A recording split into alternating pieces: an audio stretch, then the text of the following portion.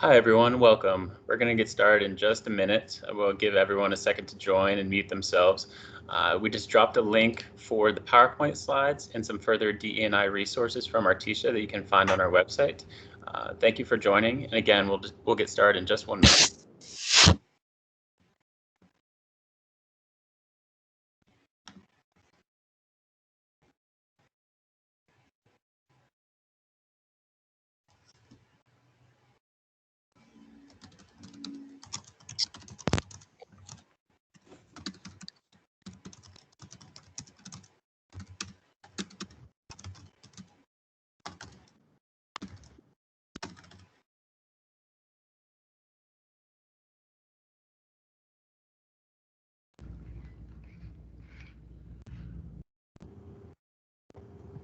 All right, welcome everyone. Thank you for joining. Welcome to our webinar titled Why DE&I Matters with Artisha Moore, CAE. Artisha has taught many institute classes, and she's currently the Vice President of Affiliation, Engagement, and Membership at AGU, the American Geophysical Union located in Washington, D.C. AGU is the largest global society of Earth and space scientists with more than 60,000 members. Artisha's primary responsibility focuses on developing strategies. Just developing strategies to broaden and deepen engagement with scientists through their career span with primary education and engagement. Throughout her career, Artisha has guided the integration of million-dollar online educational systems and other web technologies while significantly increasing membership and volunteer leadership for various professional societies and associations. She believes in using data and technology to break down organizational silos and motivate her colleagues to exceed organizational goals. This is the 4th webinar in our winter series. You can find a full schedule of upcoming webinars on our website on the webinars page found under the curriculum tab. Artisha will be referencing a handout that can be found on the page, including some more resources and the PowerPoint slides. Please go ahead and mute yourself if you're not already muted. You can also ask a question using the raise your hand button located at the top of the screen next to the chat button. If you have raised your hand, the symbol will appear white and underlined in purple. Thank you very much for joining. Now I'm going to turn it over to Artisha. Thank you very much. Thank you, Andrew. Next slide, please. So good afternoon, everyone. And I'm really happy to be here for the Institute of Management and this area of focus. As Andrew mentioned, I've taught a number of courses around this topic. It's really relevant in the world that we're living in today, especially after in 2020, really the call for institutional changes to racial inequities. So this is a really relevant topic, I think, and as the U.S. Chamber of Commerce and its members and others are dealing with this for associations, I'm not an expert here. I'm also a user of different expertise, right? So I'm hoping today to learn from you all and what you're doing in the same way that maybe I can bring some other things to life. I am hearing a little bit of an echo, so folks could mute their line. Thank you. So next slide, please. As we look at the objectives for the webinar today, really understanding the definitions of what diversity, what equity, what inclusion actually mean, looking at the economic impact of DEI, as well as tips on creating a climate that understands and respects the DEI initiatives and really a diverse workforce, an inclusive workforce. And then understanding how to use the policies to support whatever your goals are as an organization. Next slide. So again, Andrew gave a wonderful introduction. I was a little bit like, oh, is that me? But I've been doing association management for over 20 years at this point. I've served on various committees like ASAE's Diversity and Inclusion Committee that worked on the DE&I index. That is a tool that organizations can use to kind of benchmark where their efforts are and their goals are currently, as well as putting together policies and various things to move that forward. And then, as I mentioned, I'm responsible for implementing various programs. So not an expert in the data, but really how to create diverse work teams, bring diversity within leadership, I'm focused on honors and recognition, so making sure that representation is there and that it actually matters. So today, again, not an expert, coming here as a user, but also understanding the power and the impact that a truly diverse and inclusive workforce can have in an organization and to its outcomes. Next slide. So this is an interactive session. So we do have, and I think it's in resources, and if somebody also can drop it into the chat, we have what we're using as a Mentimeter. I'm not sure if others are using that, but so that we can have some interactivity, polls, various comments, how to capture it, those particular things. So this is a slide to just say, we want to hear from you. And we're going to use the chat, we're going to use polls. We're also, as we have different breaks, open up the line maybe to have a few comments and thoughts shared. Next slide. So I'd like to get going with the chat and see who's in the room. And so if you could put in the chat, are you at a Chamber of Commerce? Are you in an association? Where you're located? Just so we can practice with the chat feature, and I'll give it a second to see where that is.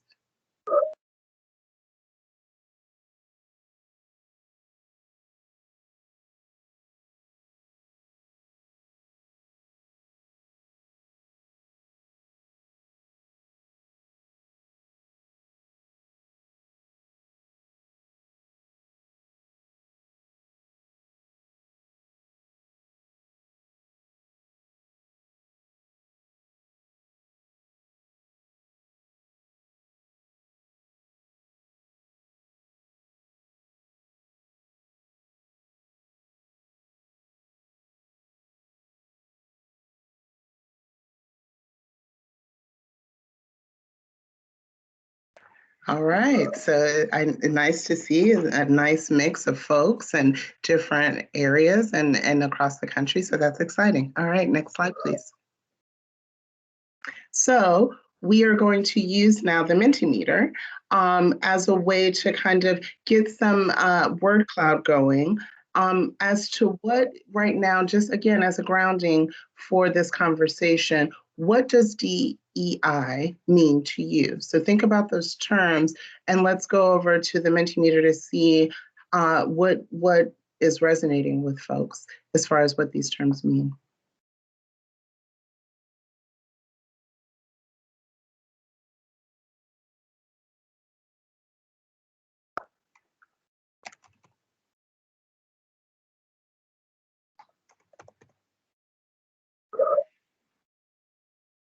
Mm-hmm.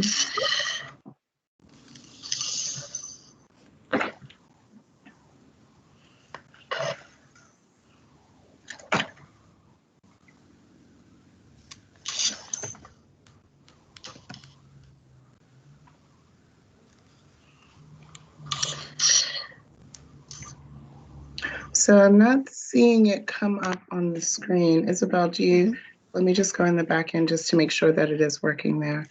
Yeah, I'm not seeing it come up on the screen, but the comments that I'm seeing are fairness, equality, acceptance as the largest ones. I'm seeing creating safe spaces, belonging, open and platforms for all voices as well. Mm-hmm. Mm-hmm. And I agree. So we'll see if we can get that interactive piece working on the back end here. But I do agree that those particular comments really resonate. And as we go through the definitions and looking at what that looks like, let's see how many of them match up with what the group is saying. So next slide, please. And this is just a transition slide, so you can go ahead and move past that one. Thank you. So let's look at these definitions a little bit. Diversity includes all the ways that people differ. So encompassing the different characteristics of an individual as well as a group. I think as we start to look at diversity as a term and just bringing folks together, I think it's important to also understand that there's different levels of diversity, not just the ones that you see. So next slide. So this diversity wheel is from Johns Hopkins University. And this is one of the areas in my first courses around diversity and inclusion that was really eye-opening for me. A lot of DEI efforts really focus on maybe one or two things. So for instance, race and ethnicity, or sexual orientation, or gender. As we start to look at this wheel and understanding what diversity is, not just what you can see, age, gender, race and ethnicity, but also these outer bands. And I think that the outer bands are really important too. So when we look at things like socioeconomic background and income, when we look at religion, when we look at political beliefs, who's around the table makes a difference. And so as you all are thinking about diversity, looking at this wheel and figuring out, and I love how Johns Hopkins has made it a rainbow, because it is a rainbow. So for instance, I'm a Black woman, but I also have a different background because I grew up overseas than in the US because my father's in the military. And I sit at a different level in my organization as an executive management team member. How does that change my thought processes as I come forward in, oh yeah, you should see the slides, Heather. Sorry, I see that in the chat. You should see a slide right now that just shows the diversity wheel, but it's also in the, okay. So that's where, when you start to look at diversity, this wheel, I think, and this kind of level of thinking about it isn't just what you see, but also in my appearance, you would know that I grew up in Germany, right? So because I am an American, but I grew up overseas, that changes how I think about maybe something. Okay, next slide. So now when we talk about inclusion, inclusion refers to how diversity is leveraged. And I underlined this part about fair, equitable, healthy, high performing, whether organization or community. So individuals are respected, they feel engaged and motivated to show up where they are, where they're coming from, and that their contributions are valued. So you can have a diverse workforce, but to meet and check off the inclusive part, it really means about creating this environment that really supports fair, equitable treatment and value of the contribution from folks from that diversity wheel. Next slide, please. And so this, I think the picture here speaks a lot, and I've seen it a lot on social media, in the last year or so. But when we look at diversity and inclusion, it's important to really understand equity. So the fair treatment, access and opportunity, and the advancement of all people. But look at the image, because equality is one thing. Everyone's on equal footing. Equity is really that everyone isn't on equal footing. They're given the tools that they need to eliminate the barriers that are preventing them. So if you see on the far right, the person who is shorter is actually given 2 boxes, whereas in the equality aspect, everybody gets 1 box. So this is, I think, where a lot of folks are really in their organizations figuring out, what does equity mean? And now you have to go back to that wheel of diversity to understand what each area may need in order to actually feel included and valued in their contribution. So this one, I think the visual here was really the aha for me as I'm starting to learn about equity and bring it up into discussions. This giving folks what they need in order to really be able to drive change. Next slide. So for this, we will use the chat and then in some hands and open it up a little bit. Are there questions about those definitions or comments or thoughts that maybe will take about 1 or 2 minutes to see if anyone wants to speak? And please use the chat as well.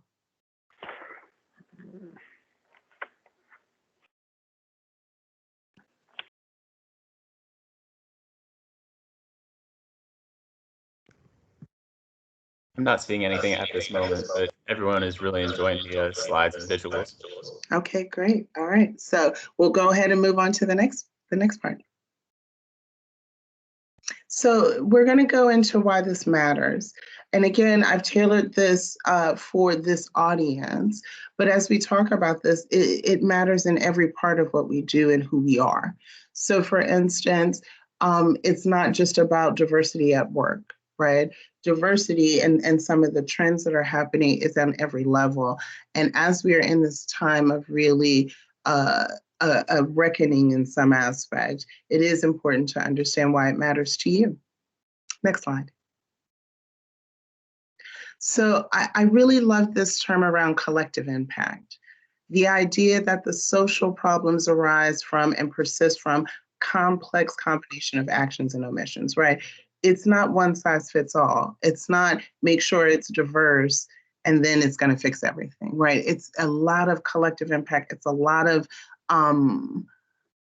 complexity involved. But as we all are committed to driving more diversity, equity, and inclusion in our work, it would collectively also change what we hope are the systems that drive that, right?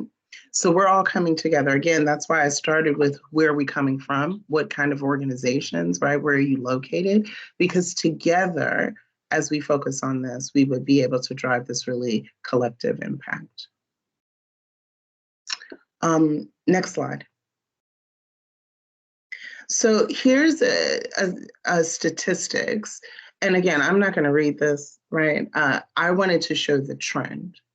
We've been talking about, at least in associations, for many, many years, I would say well over a decade, about this globalization. Now, with the acceleration of technology as well as travel and those particular things, even I would say as we went into the global pandemic, this globalization is really real. So for the folks that are in state chamber of commerces, having global statistics of migration, folks moving to the United States for work, moving to the United States for college, depending on how that looks, it's impacting local communities. As we are in associations, there is a look from outside of the US to some of the tools and best practices and systems that we've built internally. How do we now serve a global audience and then understand the nuances of that? So for an example, AGU is a global organization and we have 60,000 members, but we also serve a broader community of engaged users or informed of 130,000 globally in 135 countries. As we work to really identify what the demographics are, right, that diversity, what does that look like US versus Sub-Saharan Africa? So we can't just say African American in our membership application, because in Africa, what does that mean from an ethnicity standpoint, a race standpoint? So it's starting to be that not just these statistics may play out, that we're living them every day. And I think, again, that need for understanding of the global impact, whether it is moving to your area and then getting employment and needing to have benefits, or your association is starting to move out of the US into a global space or have been, this is going to be more and more of an impact. And so what do we do with that? Next slide. So as we look at some of that data and statistics, I think this, again, and they shared the slides because some of this is hard to read as I pull my glasses up, but they share this information with you so you can look at it. But it's things that right, anecdotally. There are labor shortages in different industries and supply chains globally. We have an aging population. So I have members that are active for 50 years. They still come to the conference. They still serve on committees. They have different needs as it relates to maybe technology and those things, but they have value to give back to the young professionals. So as we age and have more generations in the workforce, what does that look like? There's an increased female labor force globally. right? So what does that kind of look like when we have things like, for scientists, for instance, I serve scientists right now, the global pandemic really impacted our female scientists more than it did our males because they had to move away from their research in order to support their households and their children's schooling. So they couldn't go to the lab where maybe some of their male counterparts are going in. So we, looking at that particular kind of inequities, there's the economies that require a more diverse, skilled labor force. It's being pulled sometimes in the US, sometimes outside of. And so how do you manage those when it looks at things like HR, right? What does that look like? I think in the last decade, in this slide that says that the global mobility of the labor has increased. And that really correlates with the technology. The cost of technology has gone down significantly in the last 10 years. The abilities of technology and how they've innovated has gone up. And so now your labor pool really isn't limited to, local areas or domestic or those things. You could have consultants and contractors that are working from outside of the US. And then disability and accessibility. So I've been learning a lot more about this, not the physical spaces, but things like websites, right? So when we look at our website, are they accessible? When we have offerings, so for instance, when we do webinars, are we also using closed captioning so that people who may have some sort of accessibility issue can still participate? Right. So how do we use low tech in order to communicate, but then also think about as folks are being more engaged and diverse and have different disabilities and different accessibility needs, how are we serving them?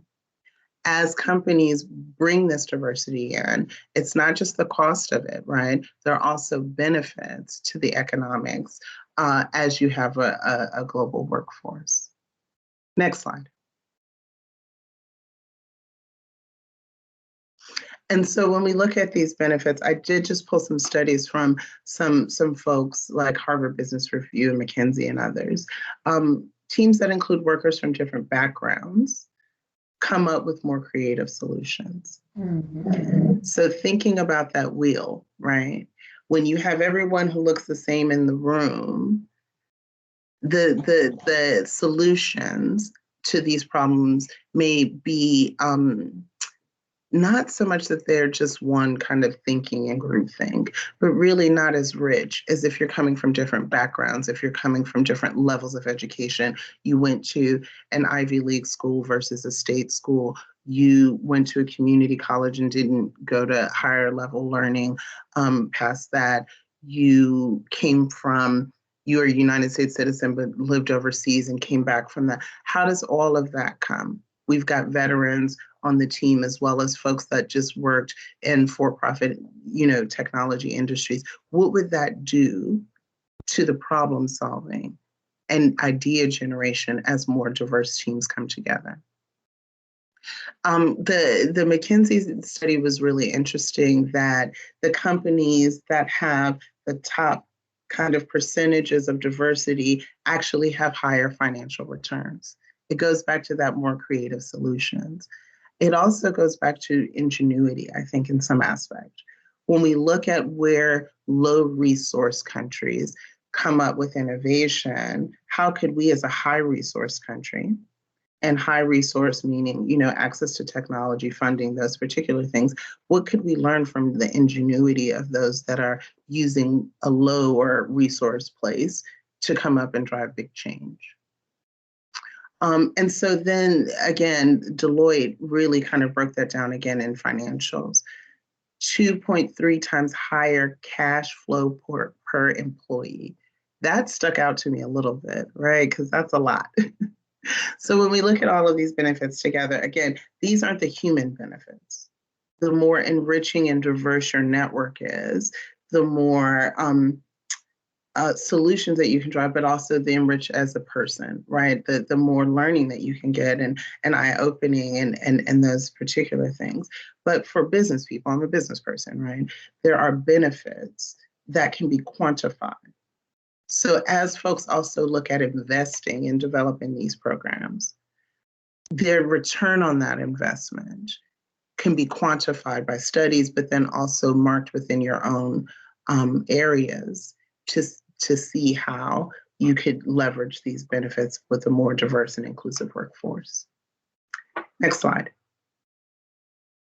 So before I go over into, we'll see if the Mentimeter works here, I did see a couple of things going by in the chat. And so Andrew or someone, if you could just throw those questions out, because I would like to maybe address some of the things if you see anything that I could address now, and then we'll see how this works.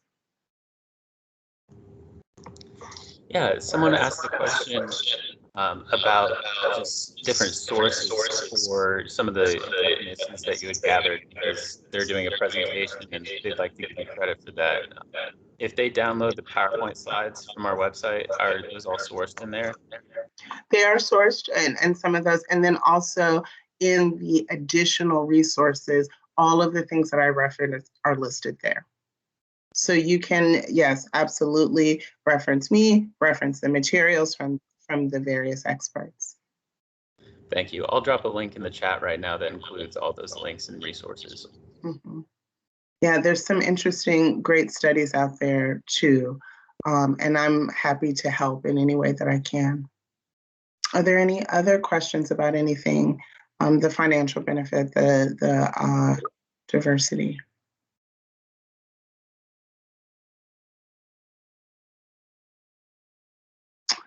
All right, so in beautiful technology fashion, Gremlins happen on Friday just like they happen on Monday. We'll see if the Mentimeter works this time. What I'd like to try to do is get a level, right, of how are you experiencing an increase of diversity in your organization? So there's a poll around that, and if for whatever reason we can't get the visual, we'll just kind of also, you can use the chat. You don't have to use the poll, you can use the chat. Just, you know, are you experiencing it? Yes, no, and then maybe a little bit of what you're experiencing.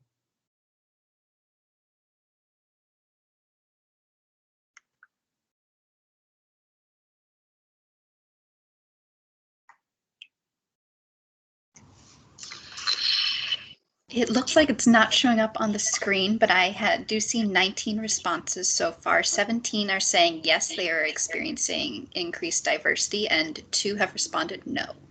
Okay, okay. So a lot of us are feeling that. And again, it does depend on location. It does depend on, you know, type of group association versus, you know, Chamber of Commerce and those particular things. But it does seem like an overwhelming majority of us on the call today are experiencing that. You can go ahead and move to the next slide. And, you know, as we're looking at that, what I'd like to do, again, if we can't, because if we can't get this slide to work, you can also put this in the chat or raise your hand if you want to just kind of maybe just share with us what are some of the opportunities that you've experienced as your, you know, your workforce has become more diverse.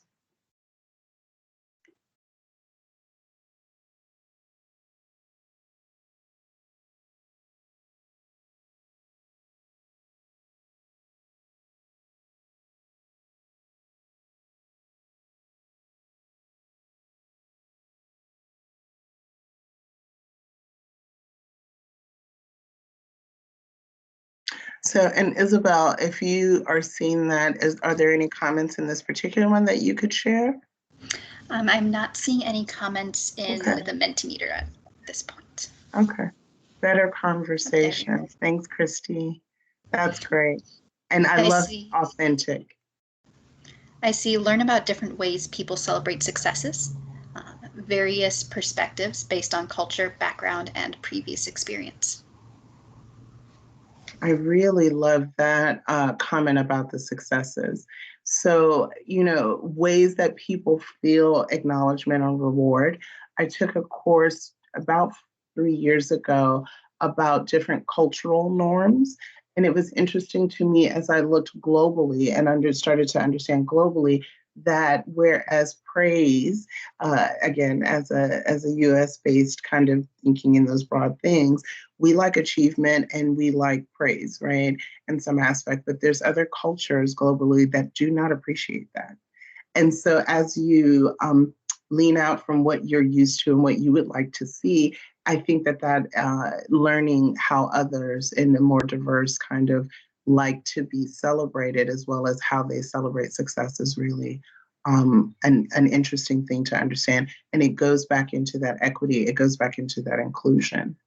Not everyone is going to like the same things. And the more that we can understand, the more enriching I think the success and recognition programs could be. Before we move on, Isabel, anything else that kind of popped out, or if anybody wants to put in the chat? Those are the only comments that have come in on my end. All right, thanks, perfect. All right, next slide, please. So now we're going to talk a little bit about creating that climate that promotes that understanding, that gives that equity, right? Remember that visual, that gives that equity and really is leaned in on inclusion. And there's some paths forward that have been studied in some ways, so I want to share those with you. Next slide. So when I look at this particular one, again, this resource, and you'll see it on the slide here, the source of this, I thought that this was really important because it doesn't just happen at one level when you increase diversity, right? There's levels of diversity that and then that inclusion. So the first kind of base level is from a personal standpoint. And the personal, your networks, the folks that you're around, how do you kind of increase the different types of voices that are in your own space? So as you start to go down this path, that first level is really from a personal standpoint. And then as you move to the next level, it becomes not just a person who's enriching from it, but a champion, right? So I would see even from my own, if I'm looking at this level, I would classify myself as a champion. I'm a champion of these efforts. I'm a champion of bringing diverse and inclusive workforces in and leveraging the benefits for organizations. When you go up to that next level of a professional, you're deeply studied, you're writing various things, you're engaging with folks, maybe it's your job. People are now, in the last 10 years, more chief diversity officers. We have a senior vice president of diversity, equity, and inclusion at AG Youth. That isn't me. His name is Billy Williams. He is a professional in this and driving programs and designing them in order to change workforce. So I'm a champion. Billy would, at my organization, would be a professional. Then we work with strategists.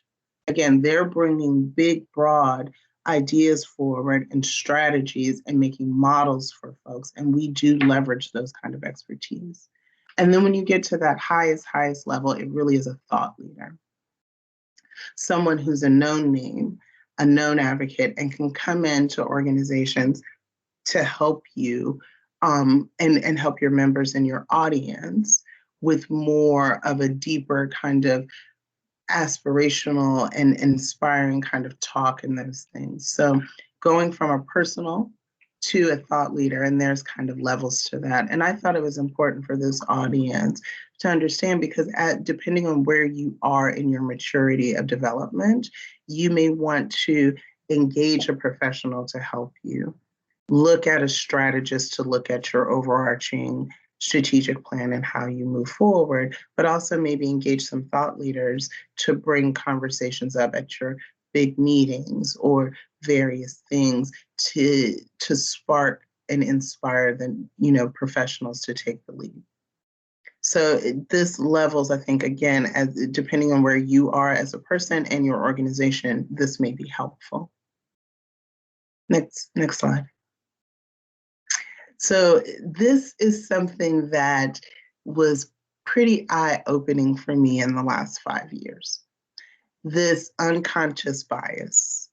So conscious bias is the explicit activities are verbally reported. You are doing something, right? And you're saying it and it's conscious and it's this, but versus the unconscious. This implicit brain activity that isn't verbal, it isn't maybe front of mind, but it still is a bias. And it's really how you recognize these implicit bias. This image is also, because we'll talk about this a little bit, but there's stereotypes and racism and various things. There's bias that, that may not be as pointed as a prejudice, right? But it's still there in some ways. When we go into unpacking this, I think that this is a place where a lot of us are also trying to understand where the biases may live in our institutions, in our processes, in our language. Like, I am in charge of awards. In the awards program, are criteria ladled with implicit bias? Right. So let's explore this a little bit more. Next slide. So there's different types of biases that in the research, and again, I put the link there in those 9 types, and the ones that I wanted to just kind of highlight as some examples. So the halo effect. People who think highly of an individual in a certain area are likely to think highly of them in other areas. Right. So when you look at your personal heroes and then they do something that may not be heroic, right? But we give them this halo effect because they're a champion or a hero in some aspect. I know, when I was looking for examples, I was thinking of maybe entertainers or sports figures that have risen to a certain stature that receive a halo effect, even when they do things that maybe are out of character.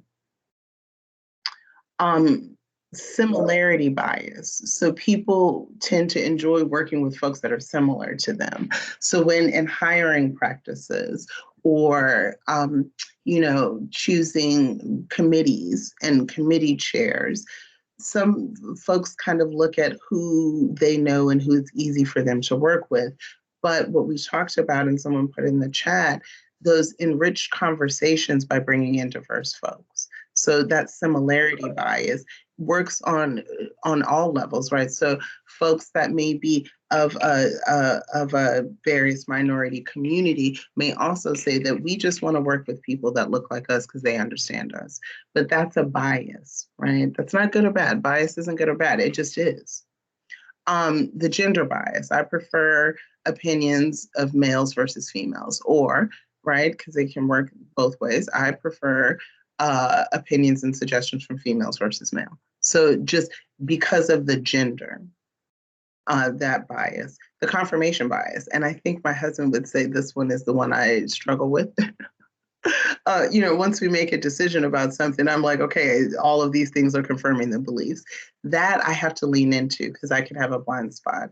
That's also because I'm a technologist. So I'm like, we're going down this path and this is what we need to do and let's move forward with that. And then it comes back like, oh, that I was just confirming what I already was thinking in my research, not really kind of seeing what's happening around that. I didn't know about this one, so I'll mention it here when I do this course live. We kind of have a laugh about it, but this height confirmation really is a real thing. So companies that tend to promote tall people, particularly men, into senior roles. And so this statistic here, and again, it's in this research, that the average male CEO is 3 inches taller than the average male. It is that tall people in some aspect get a halo effect, right? I'm married to a 6'5" individual, so I can understand this. I am nowhere near that. That height confirmation. So these are just some of the various kind of types of unconscious bias. And I would say in some aspect, again, everyone has some type of bias or some kind of things. It's really understanding it and then being able to challenge yourself. Is that a bias? Am I looking at the height and saying that this person is good because they're tall? So I think that is an interesting way to look at these biases. Next slide, please. So, recognizing that unconscious bias, again, as I mentioned, our perceptions. The bias itself is not bad. We all have them. We came from places Our brain works in a way that it classifies information based on experience so that we don't have to always exert all of this mental energy to recreate it every time, right? So it'll start to have stored systems in based on just the way that we're made as human beings. So our perceptions are part of this, right? How we see people, how we perceive reality, our attitude. So how we react towards certain people based on previous experience, based on, nurture and nature and those things, our behavior. So how receptive or friendly are we towards certain people? So remember that gender bias. Are we accepting, right, or receptive to when we hear it from an opposite gender or a tall, short person or someone that we put in a heroic halo effect? How do we behave towards them? Our attention. So what aspects of a person do we pay most attention to? That's an interesting way, again, of recognizing some of these things. Our listening skills.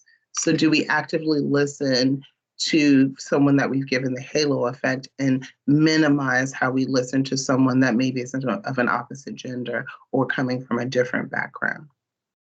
In the last 18 months, 2 years, there's been a lot of national discussion about affirmations and microaggressions, right? So how much or how little we comfort certain people in an affirmation, and how much or how little are we aggressive in our interest towards that in that microaggression. Next slide. And so I think also the kind of the opposite of just the implicit bias piece is the social exclusion. So there's so many negative outcomes for social exclusion, meaning the person that is in the biased group, and then the organization, the culture, the such and such has really excluded them.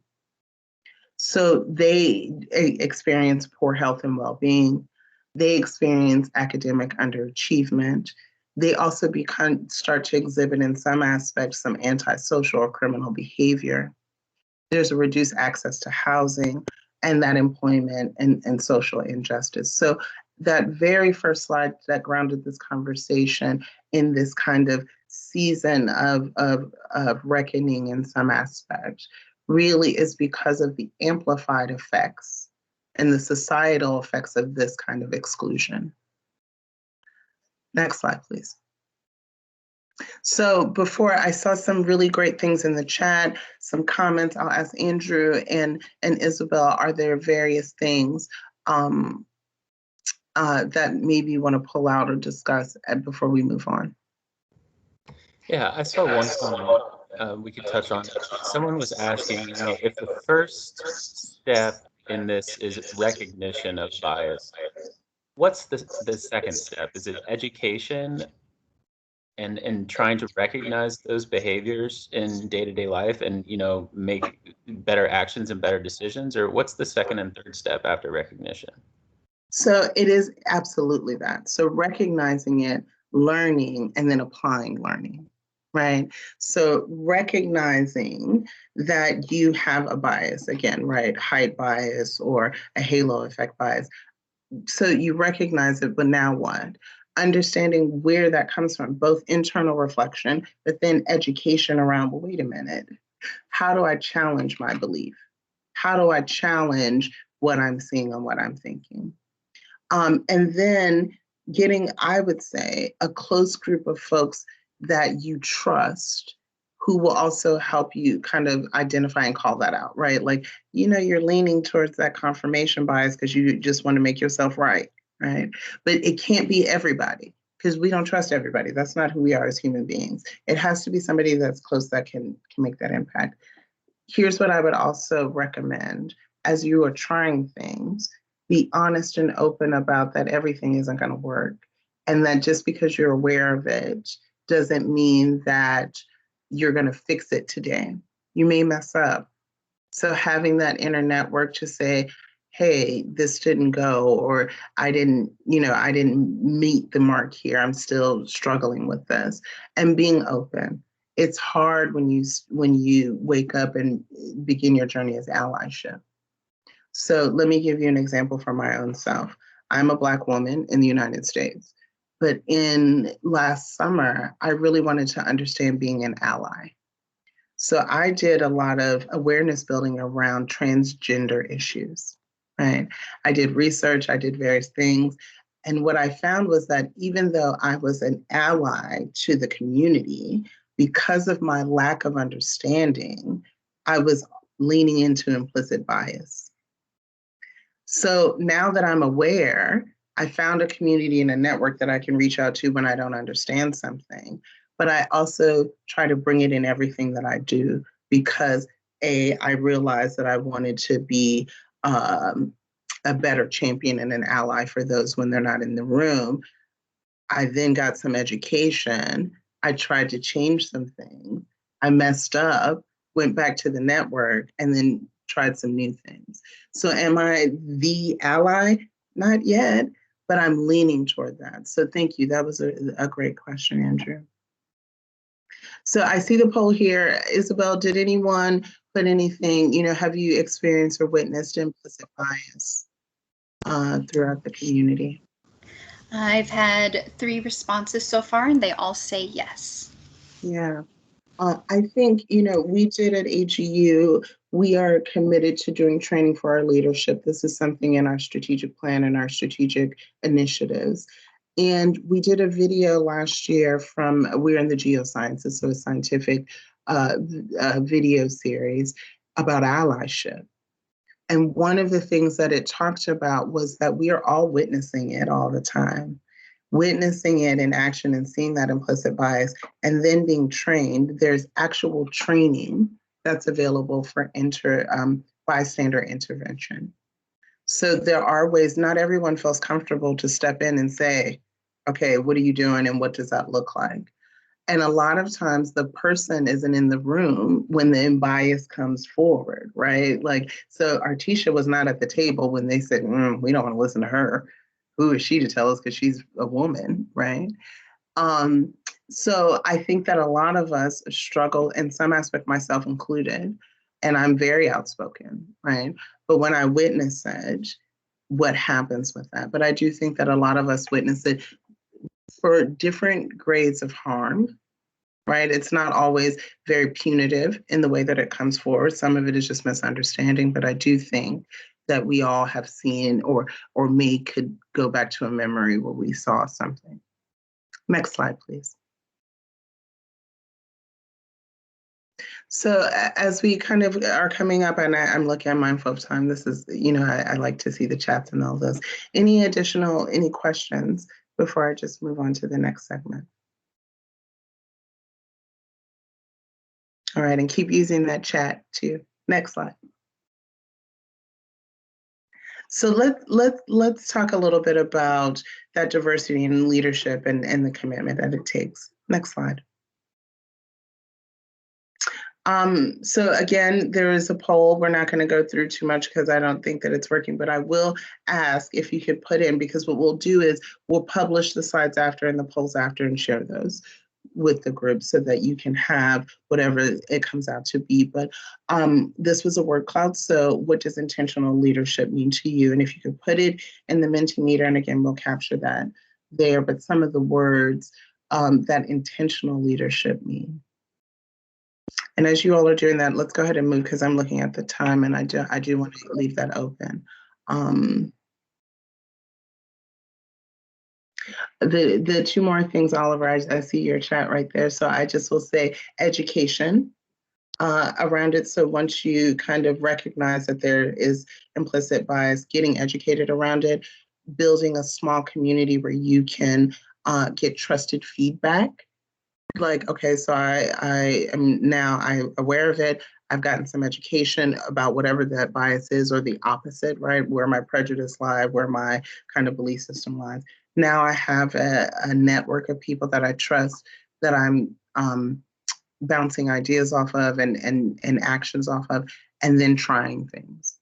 So really recognizing education, trying, and then, kind of using the feedback loop in order to change actions. Intentional leadership. So intentional leadership is that process of deciding in advance, being intentional about, how you want to be perceived as leading and what that looks like. So decide who you are and what you stand for. That is personal, right? But also as an organization. Then identify those gaps. So again, like with this recognizing of implicit bias, identifying the gaps in how you want to be perceived and how you're behaving, right? And then commit to closing those gaps. Next slide. So John Maxwell, from a business standpoint, a lot of folks are read books and done all of these things. He has some information in speaking as a thought leader around the steps to intentional leadership. And so what he breaks down is kind of the steps of that. Value people. Think of ways to add value to people. So not just value, remember here's a diverse team and we want all diverse thinking, but how do you add value to them, right? Look for ways to add value. And what he talked about in adding value to people was really around that equity.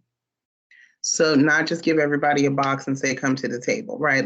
Or come to the fence, and if you can see, oh well. But really, what is it that they need? When we think about the disability or accessibility, what is it that they need that would be value to them that would then help them contribute, right? Going from knowing to doing it. So now that you've mapped it out, now that you think about the ways, now that you look for those ways, do it. Do something with it, right? Be intentional. And then encourage others to add value to people. So I put a link to John Maxwell's website. There's a lot of resources there around this intentionality part of leadership. It's not just creating the strategy. It really is getting into that intention of committing to doing it and then doing it over and over and over again. Next slide. Again, this kind of intentional leadership, it's create that vision, you execute, you observe, you lead yourself, you go back to the vision, right? It's a circular path. It's not just we created it and now it's done, because then when you're getting that observation, similar to what I mentioned to Oliver's question about recognizing, learning, getting your network, kind of trying some things, getting feedback, learning, right, and executing. So just like that for that intentional leadership. Next slide. Here, I think, again, is when you launch and sustain an impactful initiative. This is from the Society of Human Resource Management. Again, the link is there. Identify your key stakeholders, identify your business needs, keep it simple. Don't have a 21-page initiative plan, right? That's a lot. Keep it very simple. Is it 8 things you want to do? Is it representation that matters, right? Keep it simple so that you could really also put efforts behind it. Build in accountability. So accountability means different things to different organizations, but what is the manager responsible for at the daily? That's where the accountability kind of rubber meets the road there. And then have an assessment loop so that you're assessing and adjusting. Equity isn't about one size fits all. It also isn't one time and that's it. So as we bring in more folks that are diverse, as we are becoming more inclusive, are our initiatives that we started in 2021 working in 2025, right? How does that look and what is the feedback loop going to be? Next slide. And so again, ask an expert. It's worth the investment, especially if you're doing a sustainable piece, especially if you don't have the expertise in-house. There's lots of experts available. Like I said, I'm not an expert, right? I am a champion, but connecting with experts to really help you, especially because this is a deep area of social research and social science, there's a lot of deep experts that can help come with your policies, with your procedures, those particular things. Next slide. So you can go to the next slide after this one. Just looking at your policies, right? So when you start to look at your own unconscious bias and some of the things, how are you looking at your policies? This particular was from ASAE's Diversity, Inclusion, Advocacy, and Policy model, but I think it really works for organizations as well, whether it's policy or not. What is it that you're looking to do? Defining that role, then coming out with some early messaging around it, right? This is what we're doing. This is what that looks like. This is what it'll be over this time. But then as you move into the planning, you really are getting that feedback, right, from the identity-based organization, right, that intentional, what is the gap and where you want to go, where you are today. And then you do that planning, then you deliver out a final message to your stakeholders, but then you assess the outcomes. So for instance, if your policy is to increase representation in the leadership and make it diverse, here's my communication plan around that. Here's what we're going to do with that. Here's how we will measure it. And then assessing, are we doing that? Does it look different? How does it feel? What is going on? Is it inclusive? And then starting that over again. It's not one policy and then that's it. So I thought that this was a policy issue, really, that has implications for advocacy, but also in your development of a sustainable, inclusive workforce. Next slide.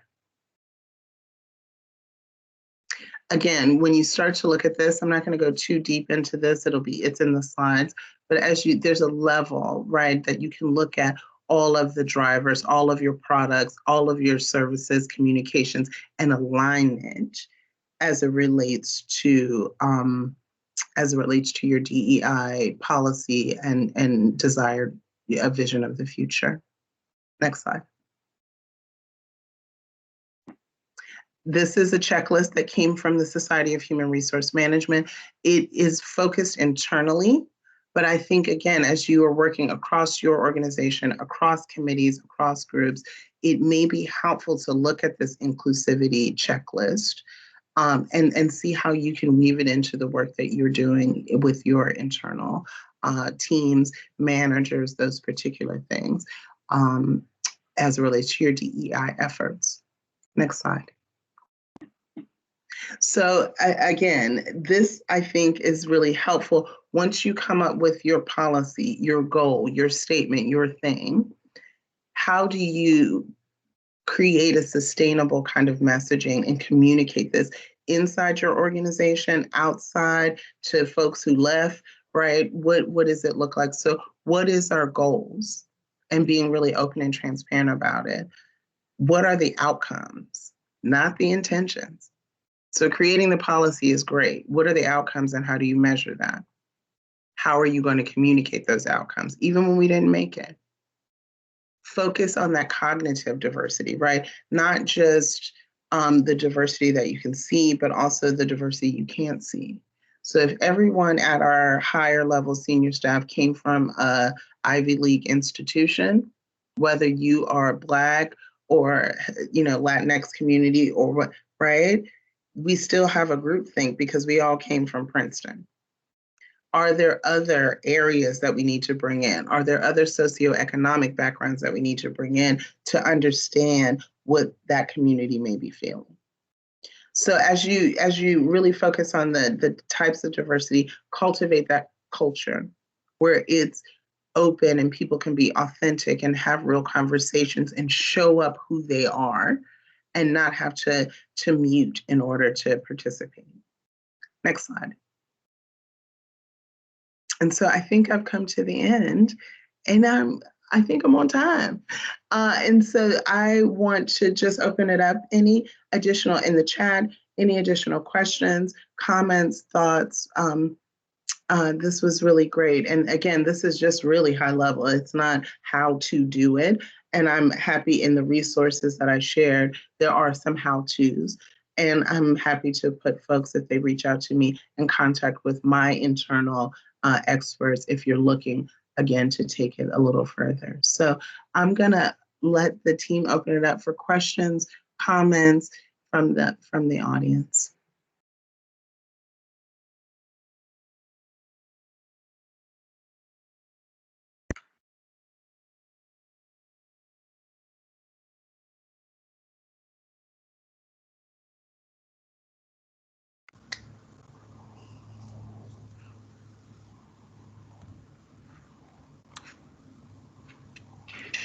And I'm seeing some positive comments here. Thank you all so much.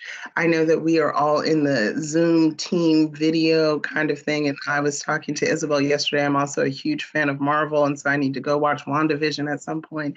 So I don't want to keep you all too long in your day. I did share my contact information with the group. Please reach out. I want to learn from you all too. And here, and again, we all are here to help each other. So I just want to thank you all for this wonderful opportunity, and thanks for the U.S. Chamber of Commerce and the Institute of Management for hosting me.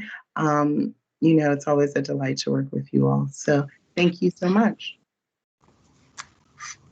Artisha, thank you so much for your time today. We really appreciate all of these resources that you presented and everything you're doing to help us recognize our own bias and you know, work to better everyone's situation. I know that I'm probably going to print out that wheel and some of those other charts that you included in your presentation. So just keep those at my work from home desk and, you know, help me and myself better recognize my implicit bias. So thank you very much for that. You're so welcome. And again, sharing, right, helps with the learning too. So, yeah. Yeah.